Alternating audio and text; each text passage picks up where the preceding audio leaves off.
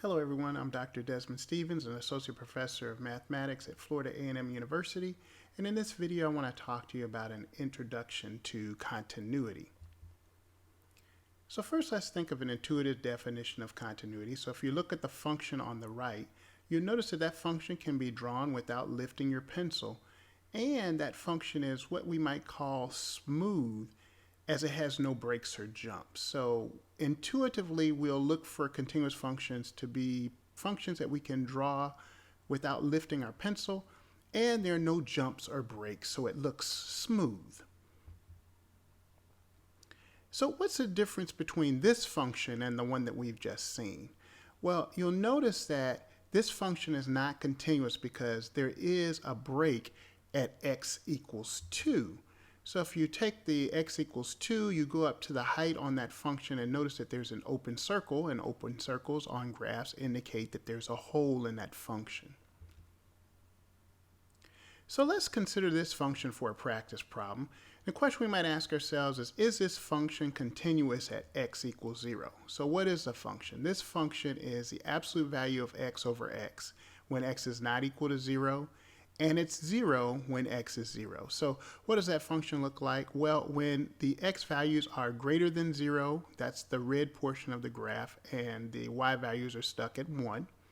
When the x values are less than 0, that's the green portion of the function, the y values are stuck at y equals minus 1. And then we're told that this function, which is a piecewise function, has a property for which when x is equal to 0, the y value is 0, and that's the orange circle. So the question we're asking here is this function continuous? And we notice that drawing this function, we do have to jump, right, at x equals 0, because there's an open circle down there on the green portion of the function. We'd have to jump, fill in 0 at x equals 0, and then jump up again to y equals 1 to draw it across. So based upon our intuitive definition, this function is not continuous at x equals 0.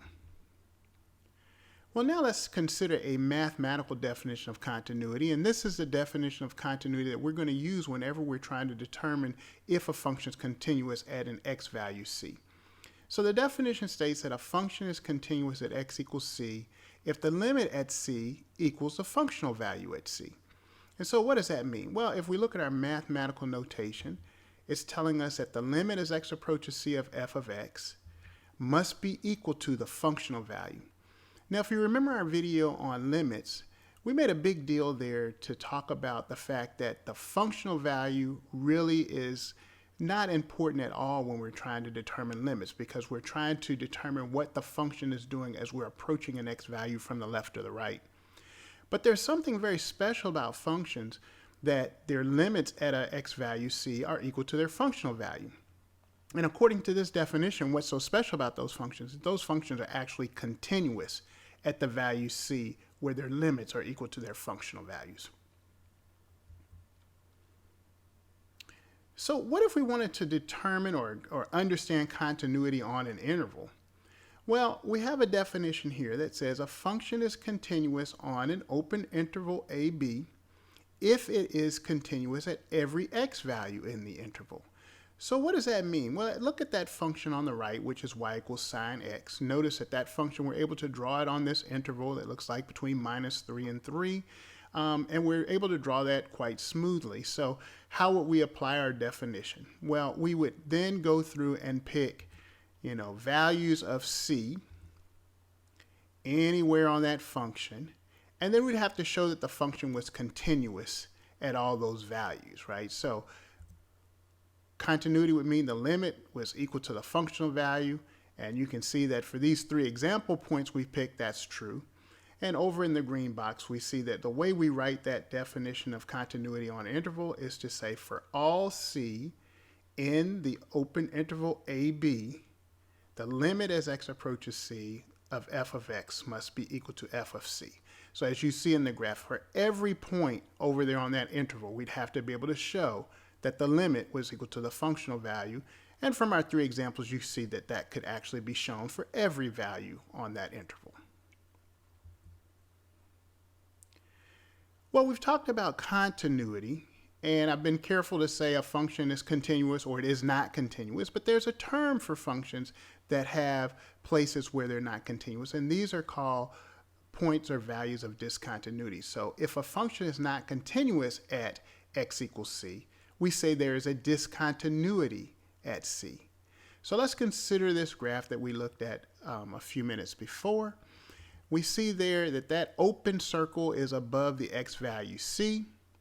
And since that open circle is above the x value c, we see that the limit from x going to c from the left of the function is equal to 4, and from the right is equal to 4, so the limit at x equals c is 4. But we see that there's no functional value there because the open circle indicates that the function is not defined at that value. And so since the limit doesn't equal the functional value, because a limit can't be equal to does not exist is not a value, there is a discontinuity at x equals c. Just as we think about this, for this function to be continuous at that value c, it would have to have been the case that since the limit was equal to 4, then the functional value would have had to have been equal to 4 at that point for there to be continuity at x equals c. Let's consider this example problem. So we're looking at our function again, absolute value of x over x for x not equal to 0 and 0 when x is equal to 0. And we want to use the definition of continuity to show there is a discontinuity at x equals 0. Well, what would that mean we'd have to show? Well, for there to be continuity at x equals 0, the limit from the left of 0 and the limit from the right of 0 would have to be the same. And those limits would have to be equal to the functional value, because for there to be continuity at a point, the limit has to be equal to the functional value there. So let's analyze this. We notice if we take the limit from the left and the right, the limit from the left is minus 1, and the limit from the right is 1. And you can see that from my directional arrows, the green dash and the red dashed arrows. And this means that the limit as x approaches 0 of f of x does not exist, because the limit from the left and the limit from the right are different. And we know from our previous videos that means that the limit doesn't exist at x equals 0. And because a limit as x approaches 0 does not exist, and that doesn't equal f of 0, which is 0, this implies that the function has a discontinuity at x equals 0. Well, let's look at a second example.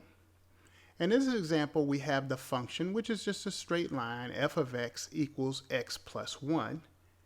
And we want to analyze the continuity at x equals 1. So in this example, we want to use the definition of continuity to show the function is continuous at x equals 1. Well, what's going to be required for there to be continuity at x equals 1? Well, the limit as x approaches 1 of f of x has to exist. So we would analyze the limit from the left of 1 and the limit from the right of 1 of this function. And then those limits would have to be equal to the functional value at 1, which you can see is 2. So notice that the limit as x approaches 1 from the left and limit as x approaches 1 from the right are both equal to 2, and therefore the limit as x approaches 1 is 2. And this means that the limit as x approaches 1 is 2 because the limits from the left and right, as I just said, are both equal to 2. And since the limit as x approaches 1 from the left and right are 2, that limit is 2. The functional value at 1 is 2. And if the limit and the functional value are both equal, then we know that we have continuity when x equals 1. So let's look at some properties of continuous functions. So let's let f and g be continuous functions over an interval. Then the sums and the differences of the continuous functions are continuous, namely that f of x plus or minus g of x is a continuous function on that interval.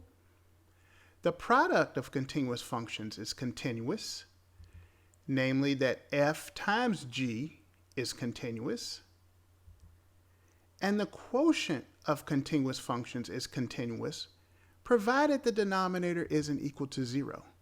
So f of x divided by g of x is going to be a continuous function, provided we're not looking at x values for which g of x is equal to 0. So g of x cannot be equal to 0. So our big takeaways are going to be that a function is continuous at x equals c if the limit at c is equal to f of c. Namely, the limit as x approaches c of f of x is equal to f of c. And this is the test that we'll use anytime we're trying to determine if a function is continuous at x equals c.